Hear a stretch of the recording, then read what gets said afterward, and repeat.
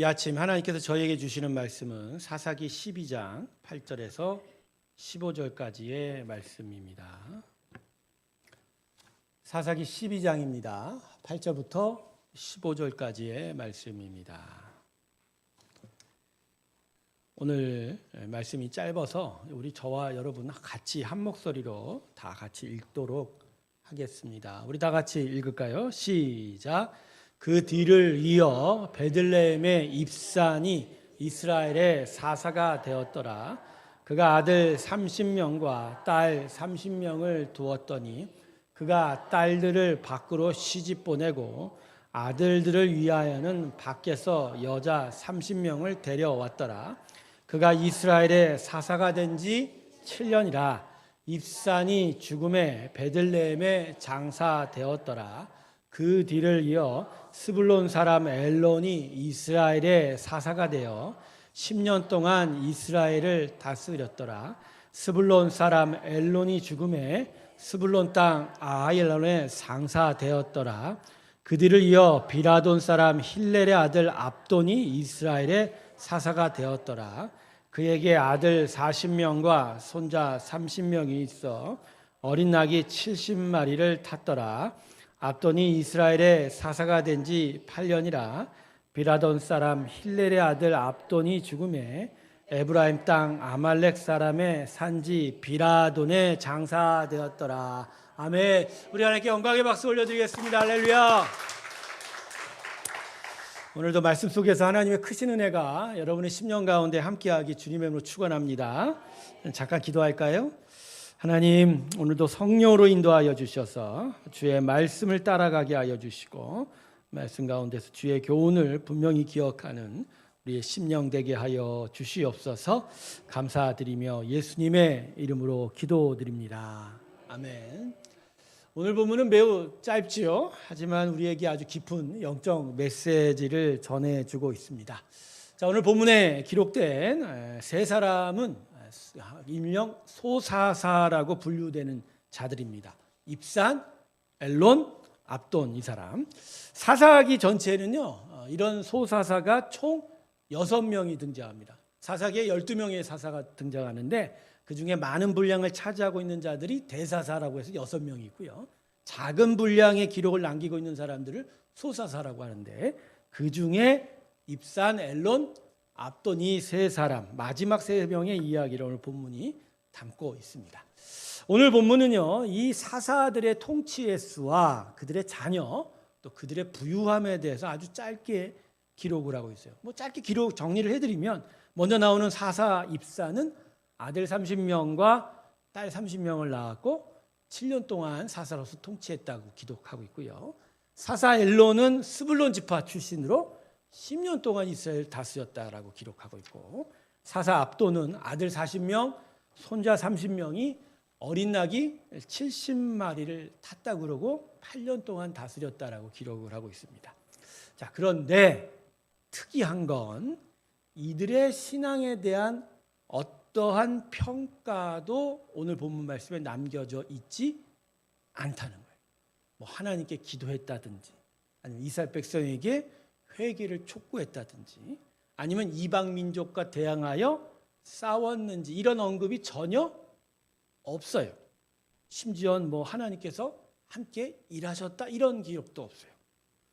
그러니까 이들 세 명의 소사사들의 이름은 오늘 본문에 남았지만 그들의 신앙의 흔적은 찾아볼 수 없다는 거예요.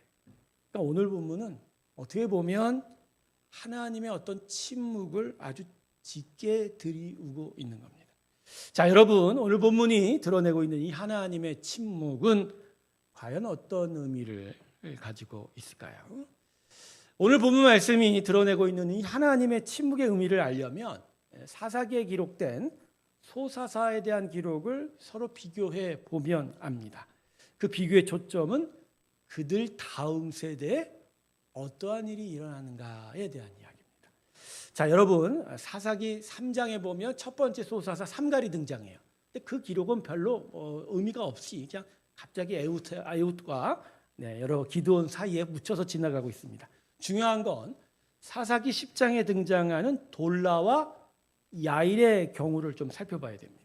여러분 돌라와 야일 시대 이후에 어떠한 일이 일어났냐고 기록하고 있냐면요. 사사기 10장 6절을 보면 그들 두 사사 이후에 이스라엘 백성이 이전보다 더 많은 우상을 섬겼다고 기록하고 있어요. 그러니까 돌라와 야일의 시대에 비교하면 그 다음 세대는 영적으로 매우 약해지고 많이 악해졌다라고 기록하고 있는 겁니다. 그런데 이 동일한 결과가 오늘 본문의 입산, 엘론, 압돈 이 세 명의 사사의 기간, 총 25년의 기간 이후에도 나타나고 있는 거예요. 자, 지금 제가 25년이라고 했죠. 이 25년의 이 소사사 세 명의 시대 이후에 다음 시대가 뭔지 아십니까? 성경 조금만 찾아보면 압니다. 그 유명한 삼손의 시대입니다. 여러분 삼손의 시대는요. 말 그대로 삼손의 시대, 삼손밖에 없는 시간들을 이야기합니다. 삼손 이전에는요. 사사와 함께 자신들을 괴롭힌 이방 민족과 싸우는 자들이 등장해요. 그런데 삼손의 시대에는 사사와 함께 싸우는 사람이 전혀 없어요. 그냥 삼손 혼자 지 멋대로 이리저리 쳐받고 그러죠. 망나니 같은 짓 하고 그냥 이방 신전에 묶여서 엄청 고통을 당하다 하나님의 은혜로 이방 신전을 무너뜨리는 그런 기적을 행하게 되죠. 그러니까 이 새 소사사 시대 이후의 시대는 이스라엘 백성들의 영적 힘이 매우 약해지고 하나님의 백성이라는 정체성조차도 대단히 희미해져서 뭐 사사가 나타났다고 하더라도 같이 힘을 합해서 이방 민족과 대항하여 싸우는 일도 조차 없었다는 거예요. 자, 그러면 이 본문의 세 명의 사사 다음의 세대는 왜 이렇게 이전보다 약하고 악한 시대가 되었을까? 자, 그건 본문에 등장하는 세 명의 소사사의 시대가 그 다음 세대를 강하게 세우지 못했기 때문. 그들은 당장에 주신 복은 누릴 줄 알았지만 그 복을 계속해서 지킬 의지가 없었던 거예요. 풍요를 누리면서도 다음 세대를 위한 신앙의 씨앗을 뿌리지 않았기 때문입니다. 자, 여러분 오늘 본문에 등장하는 세 명의 소사자들을 보십시오. 전쟁이 없어요. 그냥 평안한 시대를 누렸던 자입니다. 자, 먼저 사사 입산의 경우 보십시오. 아들, 딸이 도합 몇 명이에요? 60명이에요. 아들 30명, 딸 30명. 딸들은 밖으로 시집 보내고 아들들에겐 밖에서 30명 데려왔다 그러죠. 근데 이게 뭐 이방 민족과 결혼시켰다 그런 의미까지는 아닐 거예요. 그럴 수도 있고. 그러니까 불분명합니다. 하지만 사사 입산이 60명이나 되는 많은 자녀들을 두고 다른 지역과 혼인을 맺을 수 있다는 건 분명 이 시대가 평화로운 시대. 전쟁이 일어나고 갈등이 많은 시대에 자녀 이렇게 많이 둘 수 있을까요? 그렇지 못하죠. 얼마나 평안했으면 이것도 한 아내가 아닐 겁니다. 그죠? 아내가 제가 볼 때 몇십 명 다닐 겁니다. 60명을 낳으려면. 자, 사사 압돈의 경우를 보세요. 여긴 더합니다. 아들 40명에 손자 몇십 명이요? 30명. 자, 이제 이들 모두가 다 못 탔다고 기록하고 있어요. 어린 낙이 탔다. 다 한 마리씩 하나씩 타고 다녔다. 권세가 높았다는 거죠. 근데 만일 여러분 전쟁 중이었다면 어린 나귀가 아니라 이들이 말 타고 싸움터에 나갔다 그렇게 기록하지 않았을까요? 그러니까 어린 나귀를 탈 만큼의 평화가 이들에게 있었다는 거죠. 근데 여러분 이들이 이런 평화, 이런 풍요를, 이런 번영을 누리게 된 이유가 뭐죠? 그건 다른 게 아니에요. 하나님께서 복을 주셨기 때문에. 하나님께서는 우상을 섬기는 자들에게는 벌을 주시고 징계를 내리지만 이스라엘이 회개하고 다시 돌아오면 하나님 복을 더하세요. 이전 시대가 사사 입다예요. 사사 입다 시절에 참 어려움을 당했지만 하나님께서 이스라엘 백성이 회개하고 하나님께 돌아오자 이렇게 큰 복을 주신 거예요. 문제는 이러한 하나님의 은혜와 복에 대한 이스라엘 백성의 반응입니다. 이스라엘 백성은 복을 주신 하나님께 더 가까이 나아가는 일이 있어야죠. 근데 이스라엘 백성이 그렇지 못했다는 거예요. 다시 사사 입산의 기록을 보세요. 여러분 그의 기록에 다른 얘기가 있어요, 없어요? 없어요. 무슨 얘기만 했어요? 오직 자녀들의 혼인 이야기예요. 여러분 참 이상하지 않죠? 이상하지 않나요? 이스라엘 다스린 사사의 기록이잖아요. 그러면 사사로서 나라를 통치하거나 하나님의 나라와 하나님의 역사를 이룬 일에 대해서 이야기해야 되는데 무슨 얘기만 담겨 있어요? 자녀들 결혼시켰다는 얘기만 담겨 있잖아요. 여러분 성경은 인간의 전기가 아닙니다. 하나님의 구원과 은혜와 그 섭리들을 기록한 책이에요. 그러기에 아무리 그가 번영과 평화의 삶을 누렸다 하더라도 신앙의 일이 없으면 그의 기록엔 아무것도 기록할 게 없다는 거예요.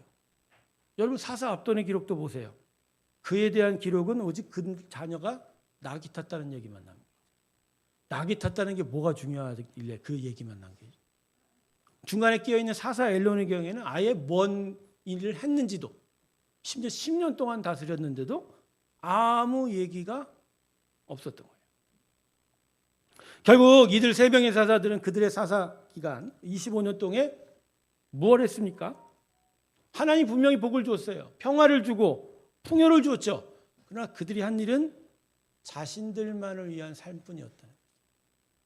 복을 주신 것을 누린 것은 좋았지만 그 누린 것의 열매가 없었다는 건 결국 자신만을 위해 살았다는 거 아닙니까? 여러분 은혜는 움직이는 거예요. 은혜 자체가 생명이에요. 계속 흐르려고 하죠. 그런데 가두어두면 썩게 되는 거죠. 여러분 그러면 냄새가 나고 새로운 은혜는 중단이 돼요. 그래서 여러분 인생이 계속해서 풍성한 은혜의 자리가 되려면요. 하나님으로부터 받은 은혜가 계속 흐르는 자신의 인생이 개울이 되어야 돼요. 강이 되어야 됩니다. 근데 물을 가두는 연못처럼 한번 크게 받았다고 그냥 그거 안에 내가 머물겠다라고만 생각하면 그 은혜는 오히려 독이 되어 버리는 거죠.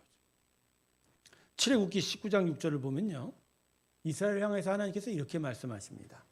너희가 내게 대하여 제사장 나라가 되며 거룩한 백성이 되리라. 즉 이스라엘의 사명에 대해서 분명히 가르쳐 주셨어요. 그러니까 이스라엘은 자신들만의 신앙 공동체를 만들어가는 게 우선이 아닙니다. 하나님이 이스라엘 먼저 택한 이유는 그들이 다른 족속을 향해 하나님의 나라를 선포하는 거예요. 그들이 이스라엘 백성을 보고 하나님께 되돌아올 수 있게 하는 제사장의 사명이 있는 거예요. 그래서 먼저 택하였고 약속의 땅도 주고 축복도 더 받은 겁니다. 이스라엘이 이방 민족의 구원을 위해서 세워진 거예요. 그런데 자신만을 위해 살았다는 거. 이거 하나님께서 절대 기뻐하지 않을 일이라는 거예요. 결론적으로 오늘 본문의 사사 입산과 엘론과 그리고 압돈의 시대에 이스라엘은 분명 평화와 번영을 누렸지만 그 복에서 그들은 사명을 잊었고 사명을 감당하지 않았어요. 이른바 영적 게으름이 나타난 거예요. 결국 이들의 게으름으로 그 다음 시대는 삼손으로 상징되는 괴물의 시대로 바뀌어 버렸다는 거예요. 그래서 오늘 본문을 통해서 사사기가 가지고 있는 가장 중요한 주제 하나를 다시 한번 우리에게 가르치고 있습니다. 그건 바로 이스라엘이 하나님을 찾지 않은 것에 대한 경고라는 거예요. 이방 민족과 핍박 속에서 이스라엘은 하나님을 찾습니다. 그리고 있는 정성을 다해서 하나님께 부르짖습니다. 그러면 하나님이 도와움을 주시고 핍박이 사라지고 평화가 찾아오게 됩니다. 하지만 이 이스라엘 백성이 이 사사기의 패턴 안에서 어떻게 하죠? 주신 복 가운데 다시 우상의 숭배의 자리로 되돌아가게 됩니다. 하나님이 주신 평화, 그 풍요를 즐기면서 그 복을 주신 하나님을 예배하는 일을 점점 잊어가고 그리고 잃어버리게 되고 결국 하나님을 무시하게 돼요. 그래서 여러분 사사기가 우리에게 남기는 아주 유명한 말이 있죠. 저들이 자기 옳은 대로 행하더라. 여러분 하나님께서 복을 주실 때 그리고 그 복으로 인하여 번영을 누릴 때 하나님의 백성들은 그 복을 주신 하나님께 더 가까이 가야 합니다. 하나님께서 주신 은혜는요. 그 목적이요. 당신에게 더 가까이 오게 하기를 원하는 사랑에부터 출발한 거예요. 그 목적이 있기에 그냥 누리고 즐기고 그것만으로 끝나는 건 결코 하나님의 마음, 하나님의 뜻이 아니라는. 한국교회가 어쩌면 이 대표적인 예입니다. 지난 한국교회 교회사를 보면 이러한 교훈이 분명하게 우리에게 증거되고 있어요. 여러분, 구한말의 어려움과 일제의 핍박 속에서도 1890년대와 1910년 가운데 한 20, 30년 동안 한국엔 대부흥의 시대가 왔습니다.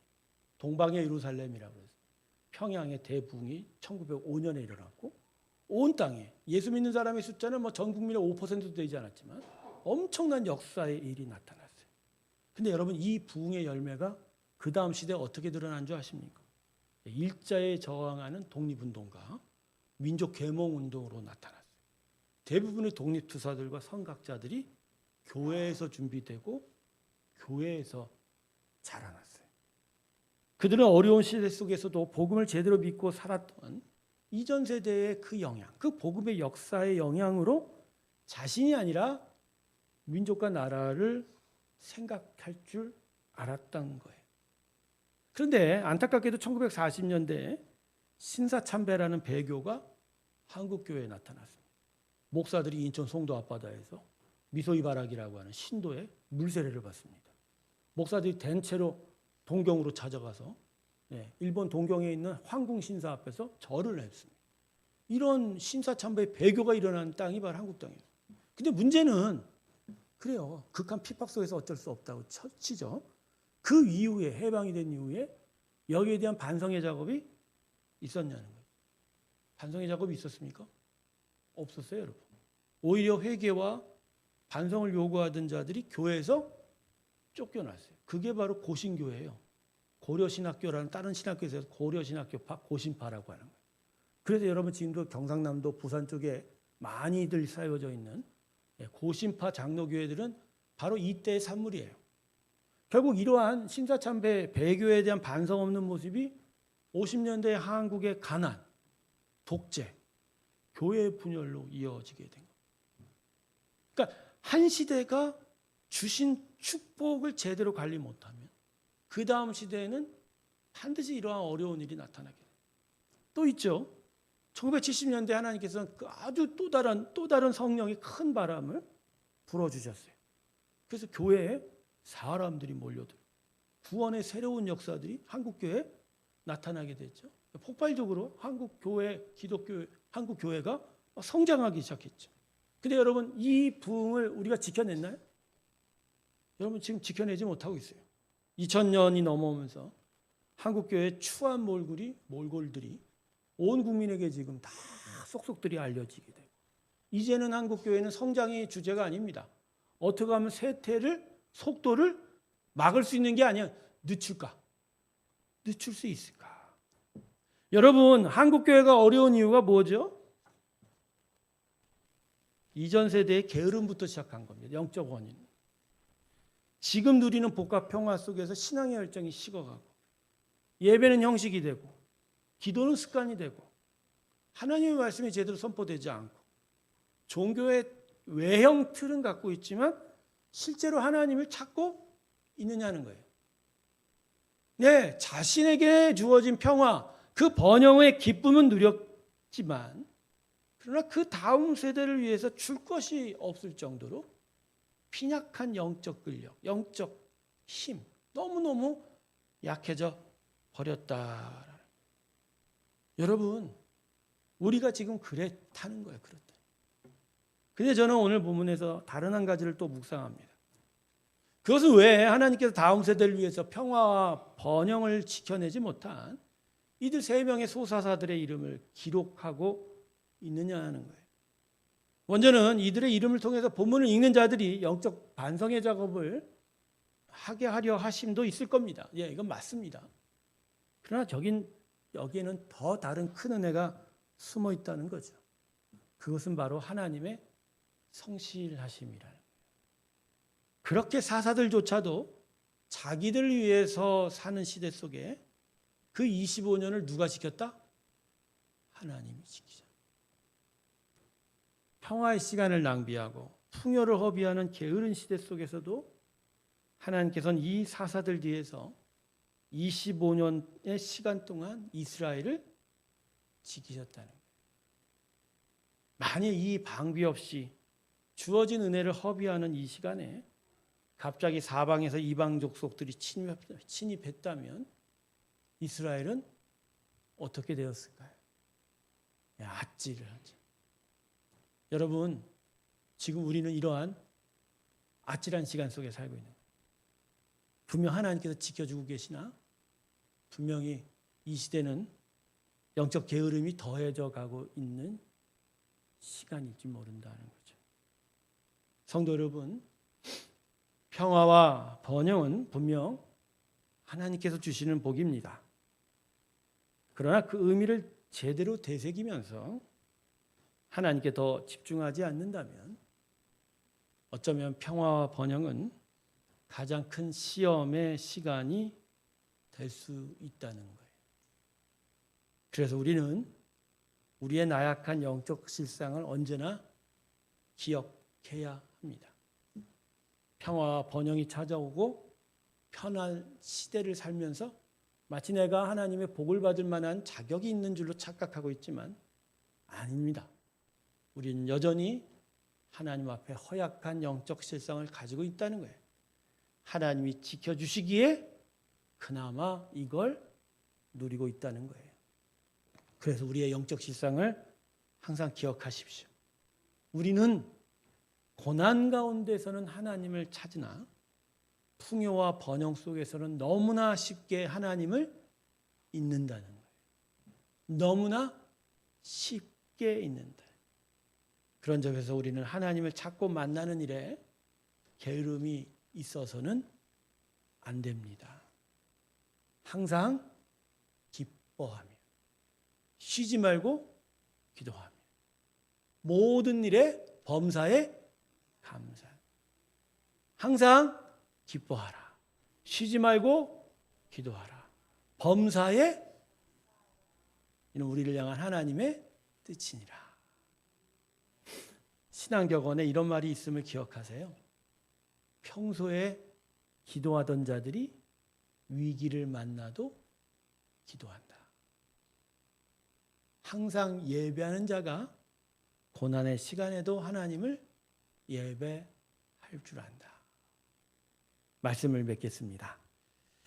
오늘 본문을 통해 세 명의 사사와 그들의 25년간의 무기력함, 그들의 영적 게으름을 함께 살펴보았습니다. 그리고 그 사이에도 이스라엘 지키신 하나님의 은혜, 그 신실하심도 또한 살펴보았습니다. 그렇다면 오늘 말씀 우리에게 무엇을 가르칠까요?